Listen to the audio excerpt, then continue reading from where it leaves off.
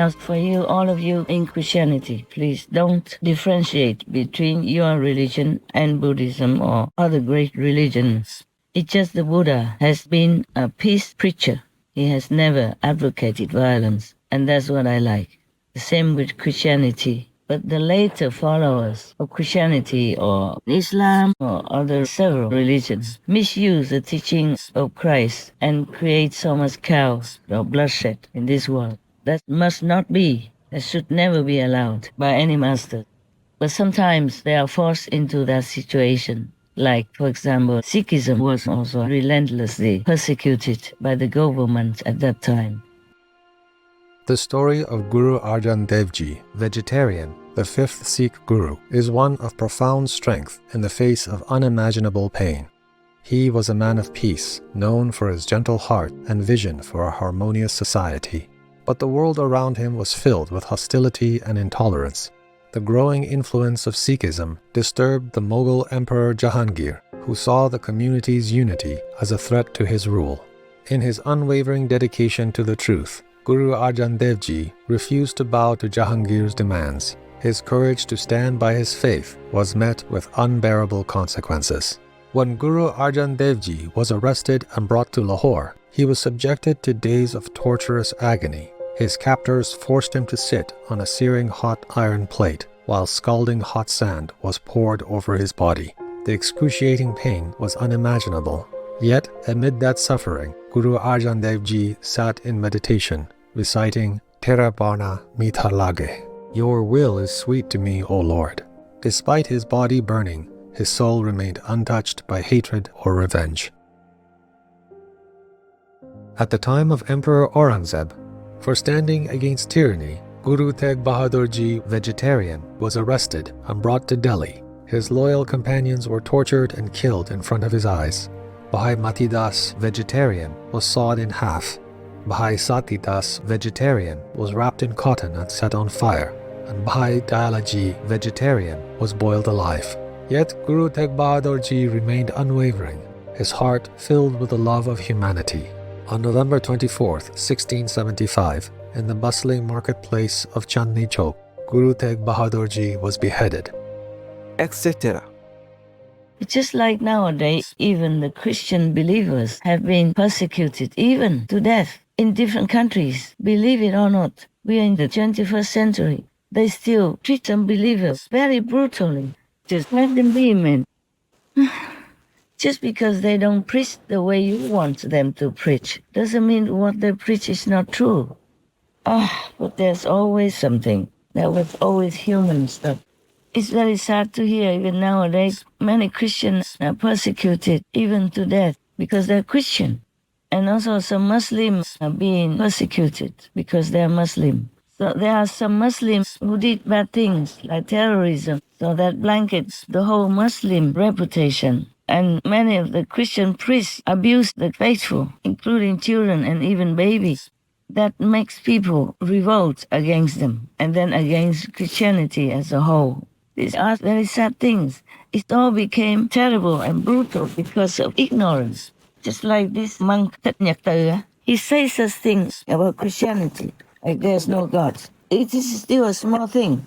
But if it continues, if many people believe him and then continue to harass the Christian people, then there might be blowing up into a bigger tension, higher tension, and then there might be war between Christians and Buddhists. That is the thing. It's always how it happens to begin with. And even between Christians, they also have war with each other. Not to talk about between different so-called religions, like in Ireland long time ago, for example, like that. Between 1968 and 1998, a fratricidal conflict left over 3,500 people dead. On the Ormeau Road in Belfast, the army couldn't keep apart Protestants and Catholics. Paramilitary groups carried out attacks and assassinations. In 1998, the Good Friday Agreement put an end to this civil war. But there was agreement and eventually a ceasefire. So what are we going to do? I suggest whatever you believe in. If you think it's yours, good, you believe in it, keep it with your whole heart, whole mind. But do not interfere with other religions and criticize their faith. except when they do bad deeds, like molesting children, for example. But surprisingly, such a horrible sin and law breakers, pedophiles, for example, have hardly been punished. Still not now.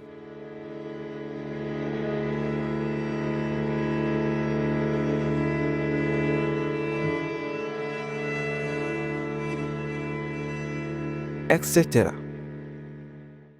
It's not religion that make trouble. It is some ignorant, having a position people in that religion that will make trouble because of their aggression, because of their bad deeds, bad temper, bad personality, or stupidity, very uneducated in their own religious belief. Or in the worst case, the devil possessed that makes trouble between religions, or even between those in their own religion. That is a problem. So please do forget. Or if he makes a bigger deal, then you just have to do something according to the law. Otherwise, do not condemn Buddhism. Do not hate other Buddhists just because of this devil-possessed monk who says something that is offensive to your people, to your faith. You have the right to feel offended, but please do not blame it on the religion, because Buddhism has always been very peaceful, mostly peaceful, except for individual monks or nuns who do bad deeds and blemish the great religion, just like Buddhism. The differentiation between religions by the faithful also have a big deal of influence on how religions can perish or survive, progress or decline. Even nowadays, there was a big filmmaker, I forgot his name. I know I just suddenly forgot now. He's the one who made Cowspiracy. And recently, we also introduced the latest of his films, this documentary called Cowspiracy. He interviewed me once. I was in Taiwan. Taiwan is a beautiful country, by the way. They even have high mountains and low valleys. In the high mountains, you live there, you even see snow that covers, blankets the whole mountain. Alisana, beautiful, beautiful everywhere. Even though it's a small country, but from north to south, different weather is mesmerizing. Yeah. This documentary filmmaker is a co-filmmaker. The other one is Mr. Kun. I think Keehan Kun. I give both of them the Shining Word Award for good filmmaking that influences many people, that might make them think twice before they put that bloody animal people flesh in their mouth again. And I thank them a lot. Now, not Mr. Kun, the other one, the co-filmmaker, asked me what religion I belong to. I feel very, very surprised by him because I thought he meditates. That's what they say. Meditates and know a lot about religion. So I thought he knew a lot more than just that. He asked me, what religion do you belong to? I didn't answer him because I didn't know what to say to him. But he should know by now that I'm for all religions, good ones, not by the name of it, but by the faithful who follow that religion. Should I put down all other religions to glorify my own opinion just for one choice? Maybe his choice?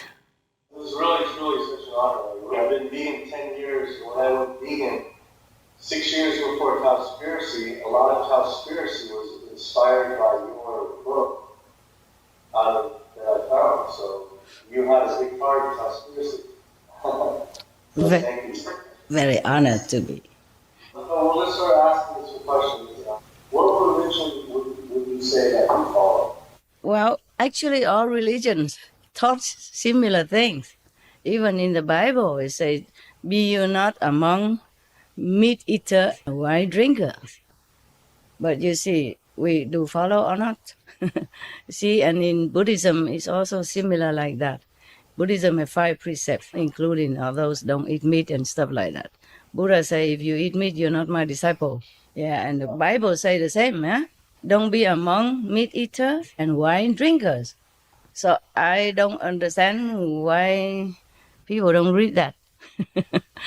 Yeah. What religion do you follow? Originally, I followed my parents, like Catholicism and Buddhism. But I'm not saying that I am just Buddhist or I'm just Catholic. Because as I grew up, I studied different comparative religion doctrines, and I found out their masters have taught the same thing. They talk the same language. It's just that we misunderstand a lot, or we don't want to understand a lot. So I'm not Buddhist, I'm not Catholic, I'm not Muslim, I'm not Jain. I respect all of them and I understand all of them, and I really am a follower of all good religions in the world, compassionate ones. If you do good, you're peaceful, you help others, and you believe in your own religion, your saints or God, then I am that religion, not the name. So it was very difficult for me to tell him. I'm just telling you that even nowadays, there's so much information about different religions, and people are still kind of making a border, a boundary between great religions, and still persecute their faithful in different countries, in different ways. Oh, how sad. If you are a Christian, you might be in big trouble or fatal danger. If you are in Buddhism, you might have the same problem. If you're Muslim, you might have the same problem, etc., India has summoned a top Pakistani diplomat. The issue at hand is the safety of the Sikh community. It has demanded an investigation into the attacks on them. India has demanded the investigation. It has also sought the investigation report from Pakistan. Because the trend in Pakistan is alarming. In the last 3 months, 5 Sikhs have been killed. 1 in every 3 Christians in Asia are suffering from a high level of persecution. That's according to a new report by the UK-based Christian advocacy group Open Doors. Open Doors US has just released its annual World Watch List, and the global persecution trend is alarming. Violent attacks against Christians and their churches are rising dramatically, especially in sub-Saharan Africa.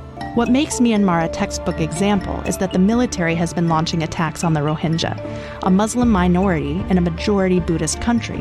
Violent tactics have forced tens of thousands of Rohingya to flee their homes. While many fled to Malaysia and Thailand, most ended up in Bangladesh. The recent wave of violence is the latest in a pattern of discrimination that started over 50 years ago. A 250-year-old Buddhist temple burned to the ground in only minutes. Shugatu Barwa says he couldn't do anything to stop a crowd of angry Muslims from destroying it.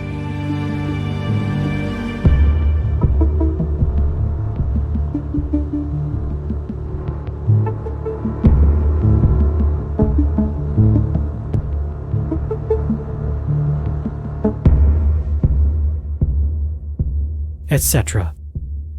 Nowadays, we have so much information. Still, people don't understand the main point of all religions.